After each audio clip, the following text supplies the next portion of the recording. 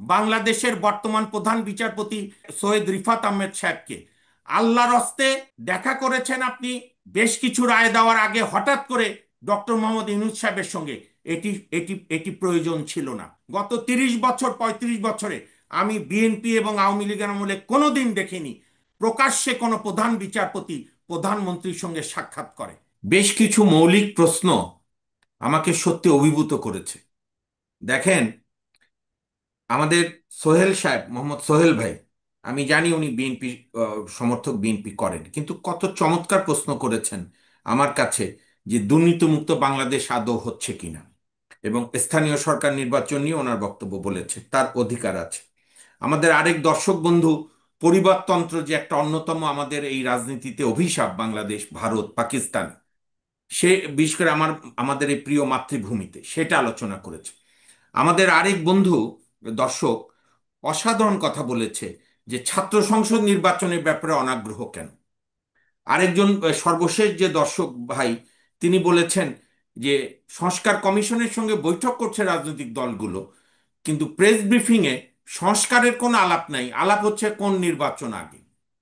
তো এটাই হচ্ছে আজকের বাংলাদেশ, সাগর ভাই। এখানে আমরা জয়ী না পরাজয় এটা বিষয় না, বিষয়টা হচ্ছে বাংলাদেশ জয়ী হচ্ছে কিনা। আপনাকে আমি একটা উদাহরণ বলি। আইয়ুব খান, মোনায়েম খানরা, আমরা তো তাদের স্বৈরশাসক বলি, গণতন্ত্র হত্যাকারী বলি, আধা ফ্যাসিস্ট বলি। সেই আইয়ুব খান, মোনায়েম খানের আমলে প্রতি বছরে ঢাকা বিশ্ববিদ্যালয়, রাজশাহী বিশ্ববিদ্যালয়, তখন যে কয়টা বিশ্ববিদ্যালয় ছিল, এবং সমস্ত কলেজ, ছাত্র সংসদ নির্বাচন হতো। এবং সেই ছাত্র সংসদ নির্বাচনের ফলাফলে একটা বিশাল নেতৃত্ব গড়ে উঠেছিল 60-এর এবং 70-এর দশকের শুরুর দিকে, 50-এর শেষ থেকে, যারা বাংলাদেশকে অনেক দিন পর্যন্ত নেতৃত্ব দিয়েছে। এই ডাকসু নির্বাচন আমরা নষ্ট হওয়া কবে দেখলাম? 1973-এ শেখ মুজিবুর রহমান সাহেব যখন ক্ষমতায়, 72-এর নির্বাচনে ছাত্রলীগ হেরে গেল, ছাত্র ইউনিয়নের মুজাহিদুল সেলিম ডাকসুর ভিপি হলো, তখনকার বিরোধী দল কমিউনিস্ট পার্টি। 73-এর নির্বাচনে তারা, শেখ মুজিবের পুত্র শেখ কামাল ব্যালট বাক্স ছিনতাই করলো, ডাকসু নির্বাচন বন্ধ হলো। জিয়াউর রহমান সাহেবের বিএনপির ছাত্র সংগঠন পরাজিত হওয়া সত্ত্বেও জিয়াউর রহমান সাহেব যতদিন বেঁচে ছিলেন, দুইবার, তিনবার তিনি ডাকসু নির্বাচন দিয়েছিলেন, যেখানে মাহমুদুর রহমান মান্না দুইবার ভিপি, আখতারুজ্জামান একবার জিএস, এবং আক্তার ভাই দুইবার জিএস, মারা গেছে জিয়াউদ্দিন বাবলু, উনি একবার জিএস, এবং অন্যান্য হলেও বিভিন্ন দল জিতেছিল, ছাত্রলীগ, ছাত্রদল, ছাত্র ইউনিয়ন সহ অন্যান্যরা। একটা ছাত্র নেতৃত্ব গড়ে উঠেছিল। আমরা 89-তে আমরা তখন ছাত্র আন্দোলনের কর্মী, ওই সংগ্রাম পরিষদ, ছাত্র সংগ্রাম পরিষদ। 89-তে নির্বাচন দিল এরশাদ, তার কোনো ছাত্র সংগঠন নাই, এবং সেখানে প্রথমবার সুলতান মুস্তাক জিতলো, ছাত্র সংগ্রাম পরিষদ ঐক্যবদ্ধ। পরের বার বিভিন্ন ছাত্র সংগঠন আলাদা নির্বাচন করলো, ছাত্র দল জিতলো, ডাকসুর ভিপি হলেন আমানুল্লাহ আমান, জিএস হলেন খায়রুল কবির খোকন, ছাত্র দলের নেতারা, সর্বোচ্চ নেতা। এবং 90-এর গণভ্যুত্থানে ওই ডাকসুর একটা বিপ্লবী অংশগ্রহণ, আমানুল্লাহ সাহেব এবং খায়রুল কবির খোকন সহ অন্যান্য ছাত্র নেতৃত্ব, সব দলের, এরশাদ বিরোধী। কিন্তু আমাদের গণতন্ত্রের যে দুই নেত্রী ছিলেন, যাদের নেতৃত্বে 90-এর গণভ্যুত্থান হয়েছে, বেগম খালেদা জিয়া এবং শেখ হাসিনা, আমরা তো তাদের আমলে কোনো ডাকসু নির্বাচন দেখলাম না। শেষ শেখ হাসিনার সময় 19 সালে ডাকসু নির্বাচন হলো। এত মাস্তানি সত্ত্বেও কেমন করে যেন নুরুল হক নূর জিতলো, আমার খুব প্রিয় মানুষ। সে একটা অবস্থান নিয়ে একটা হাসিনা বিরোধী আন্দোলন করলো। আমার প্রশ্ন আজকে আপনার এই জনপ্রিয় টকশোর মাধ্যমে, রাজনৈতিক দলগুলো কি আগামী এক সপ্তাহে ওয়াদা দেবে যে আমরা যারাই ক্ষমতায় যাই না কেন সমস্ত ছাত্র সংসদ নির্বাচন প্রতি বছর হতে দেব? দেবে না। কারণ ছাত্র সংসদ নির্বাচন হলে স্বাধীন ছাত্র নেতৃত্ব তৈরি হয়, জাতীয় নেতৃত্ব তৈরি হয়। তারা বাংলাদেশের রাজনীতিতে নিয়ন্ত্রণকারী দুই পরিবারের কন্ট্রোলে থাকে না। সমস্যা সেইখানে। অর্থাৎ এই যে পরিবারতন্ত্রের কুফল, এইটা আমরা আজকে গত 35 বছর ধরে ভোগ করছি। জি। কাজে এই সংস্কারগুলো লাগবে। হুম। এই সংস্কারগুলো না করে আপনি যেন তেন নির্বাচন তো করার দরকার নাই। জুলাই মাসে ঈদের পরেই আপনি বিএনপিকে ক্ষমতায় বসায় দেন, কারণ বিএনপি তো নির্বাচন হলে জিতবে, আজকে হলেও জিতবে, 3 বছর পর হলেও জিতবে। প্রশ্নটা জি। তাহলে সংস্কার করব কেন? সংস্কার করতে চাই যাতে যারাই ক্ষমতা আসবে তাদেরকে একটা বিধিবদ্ধ বাধ্যবাধকতার মধ্যে আমরা রাখতে পারি কিনা, যে আপনারা ওয়াদা দিয়েছিলেন এইটা করবেন। তারপরও নাগরিকদের ঐক্য থাকতে হবে। এখানে আলামিন ভাই, সারোয়ার ভাই, আমি যতটুকু চিনি জানি ওনাদের সম্মানিত মানুষ দুজনই, আপনি সহ তিনজন। আমরা সবাই 90-তে মোটামুটি মানে আন্দোলনে অংশগ্রহণ করেছি বা আন্দোলন করছি বা ছাত্র।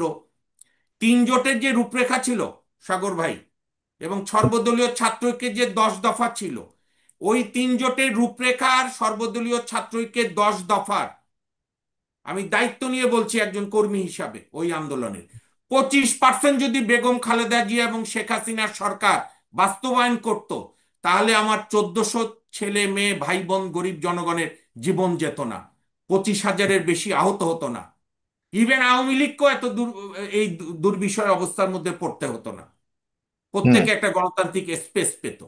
আমাদের আকাঙ্ক্ষাটা ওই জায়গাটায়। আমাদের কোনো কারোর সঙ্গে কোনো বিরোধ নেই। এই যে আমার যে বন্ধু বলছেন যে মামুন ভাই আর সারোয়ার সাহেব জাতীয় নির্বাচনের বিরুদ্ধে, প্রশ্নই ওঠে না। আমরা সকল নির্বাচনের পক্ষে। আমরা বলছি এই নির্বাচন কমিশন এবং এই সরকার নানা প্রশ্নে অলরেডি বিভিন্ন ভাবে ওনারা প্রশ্নবিদ্ধ। তাদের অধীনে আপনি প্রথমেই কি ফাইনাল পরীক্ষা দেবেন, নাকি এই যে আমার শিক্ষক আছেন আমার বন্ধু, উনি জানেন আমাদের ইউনিভার্সিটিগুলো বোধহয় এখন সেমিস্টার সিস্টেম, আমাদের সময় ছিল ইয়ার ভিত্তিক, বা স্কুলে আমরা সবাই আগে পি টেস্ট দিয়েছি, তাই না সারোয়ার ভাই? তারপরে পি হুম। টেস্টের পরে টেস্ট দিয়েছি, টেস্টে হুম। আমরা সবাই পাশ করলে দেন এসএসসি পরীক্ষা দিয়েছি। হুম। হুম। আমার স্থানীয় সরকার নির্বাচনে আমি দেখতে চাই এই নাসির কমিশনের মেরুদণ্ড আছে কিনা, নাকি ওই সাবেক প্রধান নির্বাচন কমিশন, কি নাম, বিচারপতি আব্দুর রৌফের মতো মাগুরা থেকে পালিয়ে আসবে বলে আমি পারিনি, ওরা সব নিয়ে নিয়েছে। আর আব্দুল আওয়াল, কি নাম, নুরুল হুদা, এদের নাম বলতেই আমার ঘৃণা লাগে। এরা তো নির্বাচনকে জবাই করেছে। তা আমরা তো এটা মুখে শুনতে চাই না, পরীক্ষা দিতে চাই এবং সেই পরীক্ষা দেখতে চাই। কিন্তু সবার আগে যেটা প্রয়োজন, আমি রাজনৈতিক দলগুলোকে একজন নাগরিক হিসেবে অনুরোধ করব, আপনারা হুম। নির্বাচনের তারিখ ঘোষণা করতে চান, আলহামদুলিল্লাহ। তার আগে আপনারা বলেন যে আগামী 45 দিনের মধ্যে, এই যে জুনের আজকে বোধহয় 3 তারিখ, জুলাই 30-এর মধ্যে অর্থাৎ 2 মাসের মধ্যে, আমরা মনে করি ডক্টর মোহাম্মদ ইউনূস সাহেব, আপনি তিনটা খাতে, বিচার বিভাগ, প্রশাসন এবং পুলিশে এই সংস্কার আপনারা করতে সক্ষম, আমরা সাহায্য করব, আপনারা করেন। সেই কথা তো শুনছি না। আজকে আরেকটা বলি, নির্বাচনের মূল, আমার কাছে মনে হয় আগে ওনার নিজের উপদেষ্টা প্যানেলকে উনি আগে সংস্কার করুন। হ্যাঁ সেটা তো উনি ঠিক যদি আছে, সেটা উপদেষ্টা আমরা প্যানেলকে চাচ্ছি। সংস্কার, ওনার এই এতটুকু তো ওনার অথরিটি আছে। ওনাকে তো অবশ্যই। প্রধান উপদেষ্টা বানানো হয়েছে এবং হি সাগর হ্যাজ ভাই, আমি অল দ্য এক্ষেত্রে অথরিটি টু কিন্তু, চেঞ্জ, টু হ্যাঁ, রিশাফল হিজ ক্যাবিনেট। একদম কিন্তু সাগর উনি ভাই, সেটা করছেন না। হ্যাঁ হ্যাঁ। সাগর ভাই, এক্ষেত্রে কারো সামনে প্রশংসা করাটা ঠিক না, সঠিক না। কিন্তু আমার বন্ধুবর ব্যারিস্টার এম সারোয়ার হোসেন সে প্রশংসা করতেই হবে। উনি কিন্তু অগাস্টের 12 তারিখ থেকেই বলছে এই উপদেশটা দিয়ে কাজ হবে না। হুম। এবং তখন খুব অপ্রিয় কথা ছিল এটা, তখন তো উপদেষ্টাদের রাইট। নিয়ে প্রত্যেকে এবং রাজনৈতিক দলগুলো কোনো প্রশ্ন করতো না। তখন সারোয়ার হোসেন সাহেব একা, অ্যালোন ভয়েস, এবং আপনার মতো মিডিয়া ব্যক্তিত্ব সাহস দিয়েছেন আমাদের। এই প্রসঙ্গে আপনার কাছেও আরে কৃতজ্ঞতা আমি করতে চাই। আমি আমি নিজেও স্ট্যাটাস দিয়েছি, যে কারণ হলো হ্যাঁ, ওই আপনিও দিয়েছেন, আর একদম। আপনার সাহস তো অদম্য, কারণ এটা আমরা কারণ কারণ সবাই এটা জানি। এটা আমাদের হিসেবে হ্যাঁ, তো কোনোভাবেই দেখেন, যাদের মধ্যে আজকে কোনো দেখেন, স্পিরিট নাই, যেটা সাগর ভাই, সরল বলে। হুম। শেখ হাসিনার পানি দিত, ওকে আমি চিনতাম, নোয়াখালী বাড়ি, পানি দিত, পরে কেমন করে এপিএস হয়েছে বা পিওনের। সে 400 কোটি টাকার মালিক, হেলিকপ্টার ছাড়া চলে না। এটা হচ্ছে শেখ হাসিনার নিজের কনফেশন, স্বীকারোক্তি, ট্রিটমেন্ট। লজ্জাও লাগে না। আরে সে তো 15 বছরে 400 কোটি টাকার মালিক বা আরো হতে পারে। আমাদের এক ছাত্র উপদেষ্টার এপিএস যে কত কোটি টাকার মালিক, তার বিদেশ যাওয়া থামাতে হয়েছে। আমার আমার পাশের রুমে যে এপিএস দুর্নীতি করে, আমি এটুকু কন্ট্রোল করতে পারি না, সেই উপদেষ্টার ওই চেয়ারে থাকার দরকারটা কি? দায়িত্ব নিয়ে তো বলতে পারে আমি আমার এপিএস কে কন্ট্রোল করতে পারিনি, অন্য কেউ দায়িত্ব নিক। রাইট। ওটাই বলছে, এবং উপদেষ্টারাও যাদের এপিএস এর বিরুদ্ধে এইসব ধরনের অভিযোগ আসছে তারাও কোনো ধরনের দায় দায়িত্ব নিচ্ছে না। হ্যাঁ, তাহলে শেখ হাসিনার আমলের মধ্যে আর এখনকার মানুষ, আপনি আপনি না কি না, ব্যবধান হ্যাঁ পাচ্ছেন? সাগর ভাই, ধরেন সব কথা তো এখানে প্রত্যেকে আমি আমরা আরেকটা শেষ প্রশ্ন করছি, এখানে কথা শুনতে ভালোই লাগছে, আপনি অনেক চমৎকার করে বলেন, কিন্তু আমাদের সময় খুব কম। আচ্ছা আপনার কাছে ঠিক এই যে আছে। জনাব ইশরাক হোসেনের বিষয়টা নিয়ে আপনি কি বলেন? তিনি বলেছেন যে তিনি জনগণ নিয়ে শপথ পড়ে তারপরে দেখা যাচ্ছে যে মেয়রের দায়িত্ব দেখেন, দেবেন। আমি এখানে একটা কথা বলি সাগর ভাই, হুম।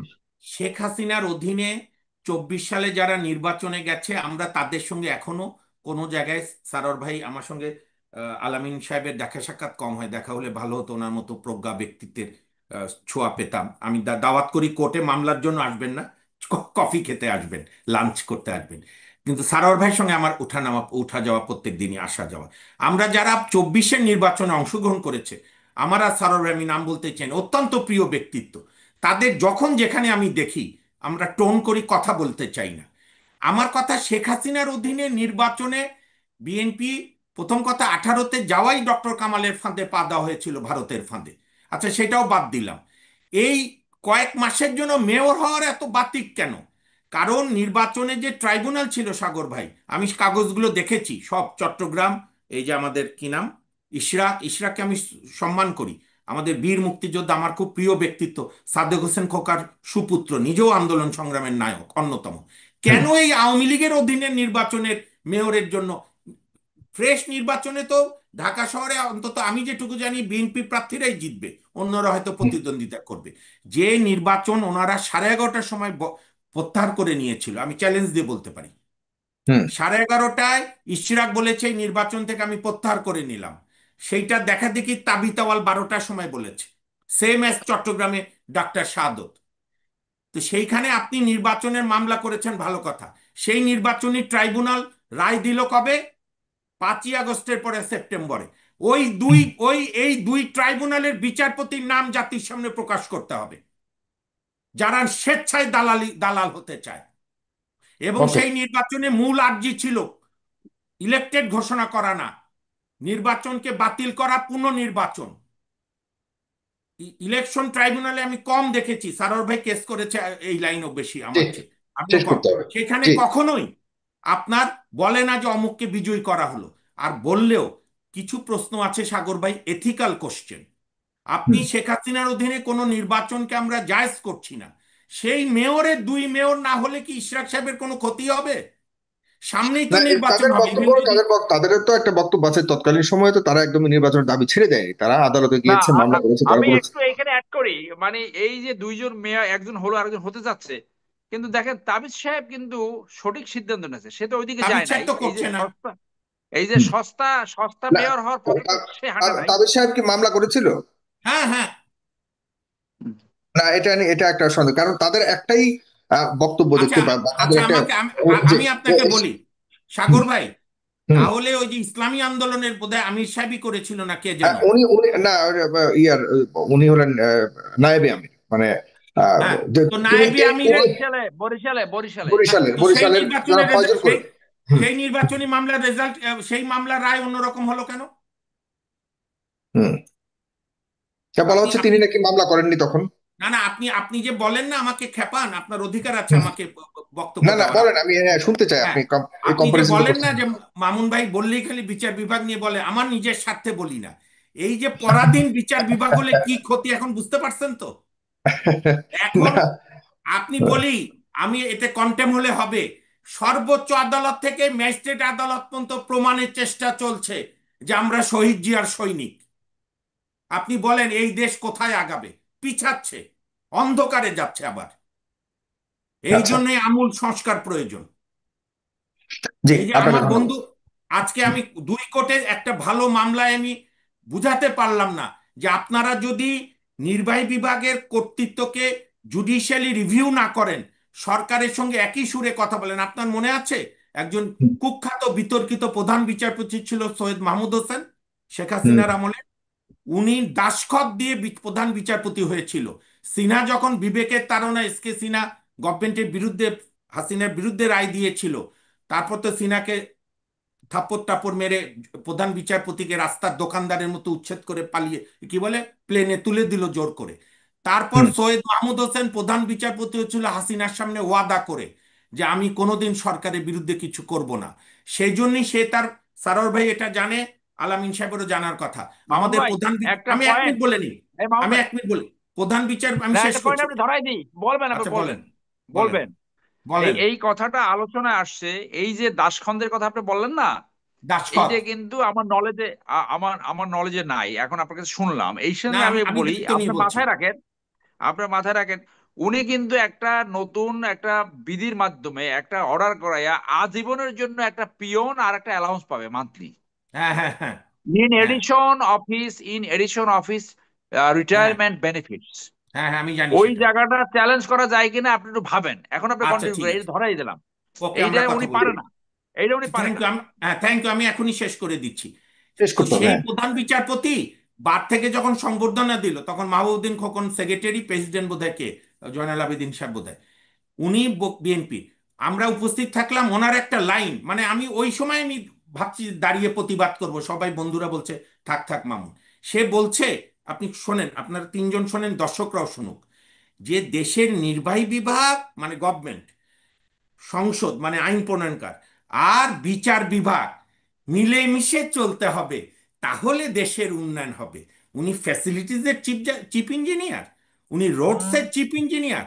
বিচার বিভাগ কেন দেশে দরকার কোটি কোটি টাকা খরচ করে? আর আমাদের নাই আইন প্রফেশন থাকবে না, এই যে আলামিন সাহেবের সহকারী হয়ে গেলাম, বই টই টানলাম, বাকি জীবন কিচ্ছু যায় আসে না, গ্রামে গিয়ে ধান চাষ করলাম। কিন্তু বিচার বিভাগ যদি সরকারের সুরে সুরে কথা বলে, তাহলে তো সেইটা কোম্পানির ল ডিপার্টমেন্ট হবে।